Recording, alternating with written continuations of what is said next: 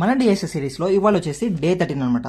So as part of day 13 we're going to solve LeetCode 152 maximum product subarray problem అనమాట. So ఈ problem వచ్చేసి ఏంటంటే మనకు ఒక ఇంటిజర్ అరే అనేది ఇస్తారు. సో ఇందులోకి వెళ్ళి మనం లార్జెస్ట్ ప్రోడక్ట్ ఉన్న సబ్ అరే అనేది రిటర్న్ చేయాలన్నమాట. So let us see sample test కేసే. సో ఫస్ట్ టెస్ట్ కేస్ లో మనకు 2,3 అనే ఒక సబ్ అరే లార్జెస్ట్ ప్రోడక్ట్ ని రిటర్న్ చేసామన్నమాట. So in this case the output వచ్చేసి 6 అనమాట.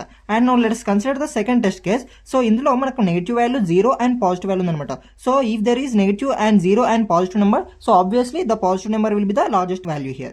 So 1 is the answer here. And now in the third test case, so this is the largest product sub array anamata. So ee yokka sub array yokka product vachesi manaku 360 anamata. So these are the answers which we have to return after solving this problem. Now let us see the brute force approach for solving this problem. So brute force approach anedi ee yokka problem solve cheyadam chaala easy. We have to start from the starting element and we have to add all the remaining elements to the sub array. So similar గా second element కూడా తీసుకోండి and second element కూడా మనం అన్ని elements కూడా ఈ యొక్క sub అరే లోకి యాడ్ చేసుకుంటే మనం ప్రతి ఇటరేషన్ లో మనం ఈ యొక్క సబ్ అరే యొక్క ప్రోడక్ట్ అనేది చెక్ చేయాలన్నమాట. But this is not the optimized approach అనమాట.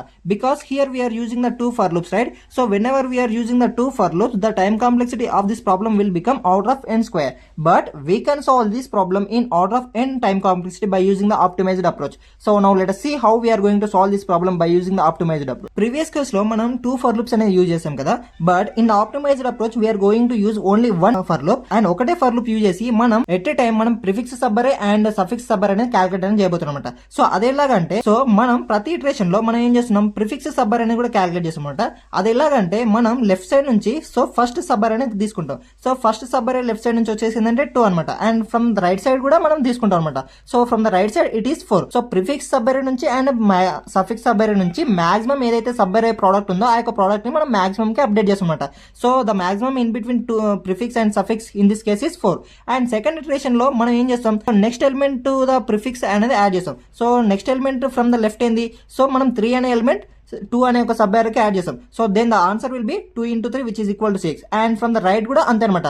So the next value to the 4 వచ్చేసి -1. So we're adding -1 to the 4 sub అరే. So the answer will B -4. So ఇప్పుడు ఏం చేస్తాం సో ప్రీవియస్ మాక్సిమం కి అండ్ ఇప్పుడున్న ప్రిఫిక్స్ అండ్ నెక్స్ట్ సఫిక్స్ కి ఈ యొక్క 3 వాల్యూస్ కి మనం మాక్సిమం అనేది ఫైండ్ అవుట్ చేసి మనం మాక్సిమం అనే ఒక వాల్యూని అప్డేట్ అనేది చేస్తాం. So like this we're going to solve this problem for all the iterations. So దీనికి సంబంధించిన కోడ్ అనేది కూడా నేను ఇక్కడ ప్రొవైడ్ అనేది చేస్తాను and I will also provide this code in the comment section. So if you have any doubts still, let us discuss those doubts in the telegram channel or in the comment section. So that's it for today and see you tomorrow.